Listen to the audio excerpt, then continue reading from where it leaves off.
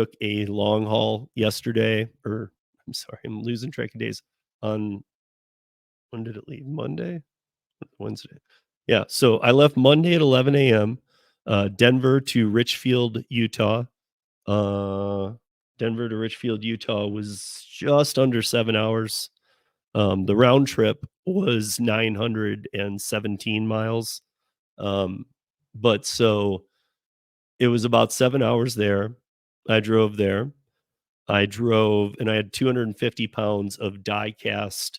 I think they were, just something for a company. They were like their logo in different sizes. So I think they could put different things into the die cast to make it happen. But so it was a hot shot delivery to Richfield, Utah and back. And I went all the way there. And then it's from Richfield back to the Colorado border, Grand Junction. It's about 3 hours. So 7, 3, stopped a little bit. That's 10 hours. And I stopped and stayed with a couple friends that I had not seen in a while in Grand Junction for a few hours, had dinner, had some wine, and then got up the next morning, drove the rest of the way home, was back 24 hours the whole cycle. And that was $800. And it was 900 miles I get to write off. I did a live stream going up the mountain all the way to the Vail Pass, which is where you start losing reception a little bit. And I was shocked to see how many people were having to think about, would I take that? So I guess I ask all of you, would you take that? If tomorrow it was a scheduled, you got in earlier than today, even if you're not like me and don't have a go bag ready. If you saw 900 miles or 450 miles one way. So you're going to be driving 900 round trip. And no Bud Soda. There's no stacking coming back. There's barely any DoorDash zones. You are in the desert. And I will give you an example of this. There's even places where like you usually have to go 100 miles to the next gas station stop in Utah. It's pretty desert. But so I had to hit a rest area, and it was basically just truckers because it's not summer. There's not people out traveling through Utah. And I went up to the bathroom. It was a smaller little place. And I opened the door, and it was like a 3-stall for the men, and then on the other side for the women, and 2 sinks. And then it had one of those old radiant heaters, the kind where you turn it and it's like steam, which kind of weirded me out because I've been through Utah so many times. I've really never seen that. I didn't know. I was like, why would you want this? But so, anyways, there was like this radiant steam heater in there, and it was really warm in the bathroom. And I looked as I came in. I looked, and I'm very used to through hiking backcountry stuff I do here in Colorado. I'm very used to encounters like this, but usually there's a noise, and usually they bounce before you get to them because they feel your vibrations. But as I walk in, I see a rattler curled up underneath that radiator, pushing his back up against because he was so cold. And the radiator looked like, I didn't go over and touch it clearly, but looked like it was steaming hot. It was like wet hot. And so he's pushing his back up against it. When I first came in, I saw him and I was like, oh shit.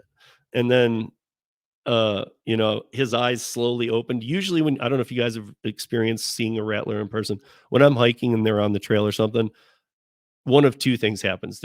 Their tail goes boom immediately and goes for a while, or it goes to like a 45-degree angle and it goes just like 2 or 3 times.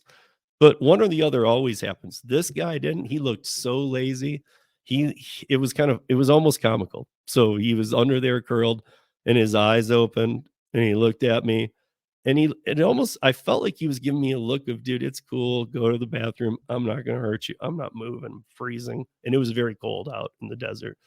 But I was like, no, thanks. Walked back out the door, and I pissed on the building. So hey, I can deal with these type things, but I'm not going to push my limits.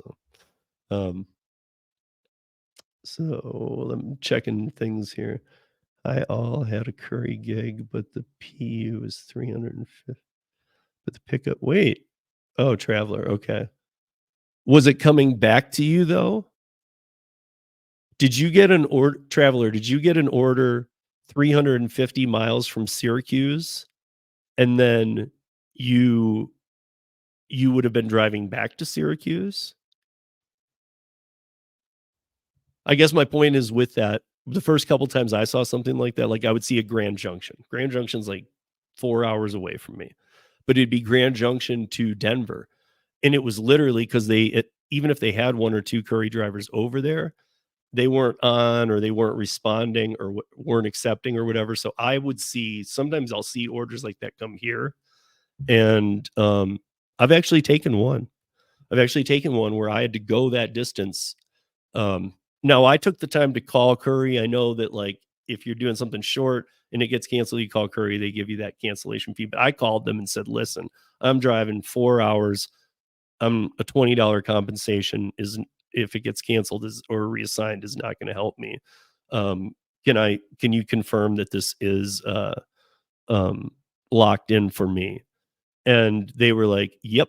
And they actually you could it almost seemed like you could tell they were doing something.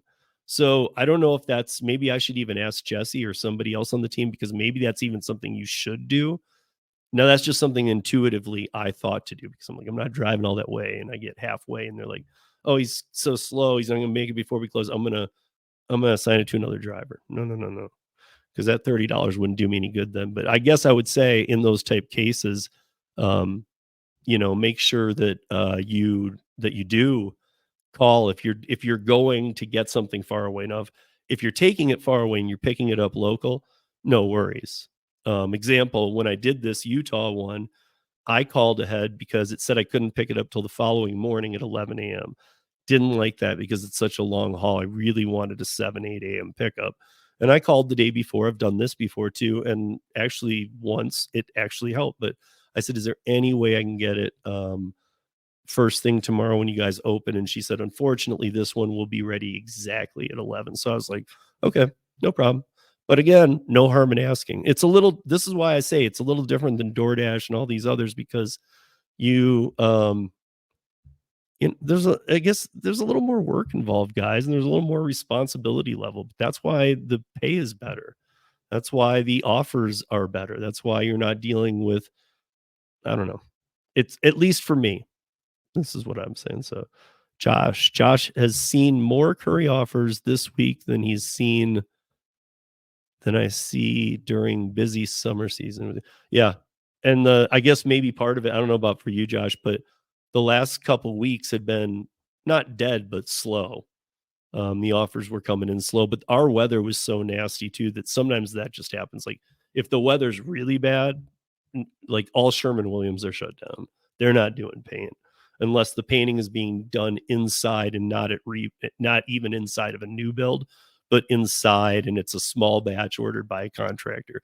But I mean, I don't even know if they would. Maybe they just don't even open um, because their quality is so high that they need it to be. But you're not supposed to leave it outside and paint can freeze, all this stuff. But so when the weather gets bad, that happens. But I was shocked because it was really slow.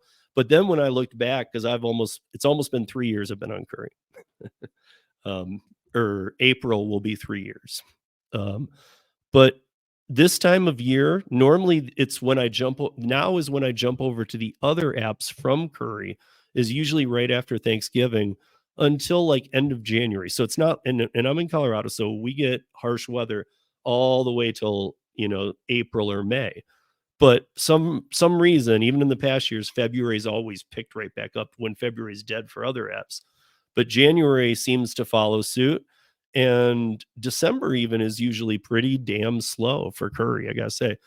I like Josh, I'm kind of amazed, but I also know they're bringing on a lot more clients, um, and a lot more big national clients. So I'm glad to see it because I this is where I've normally pivoted and worked other apps for a couple months. So if Curry can keep doing it, man, right on. It's just I guess it's another sign of their growth.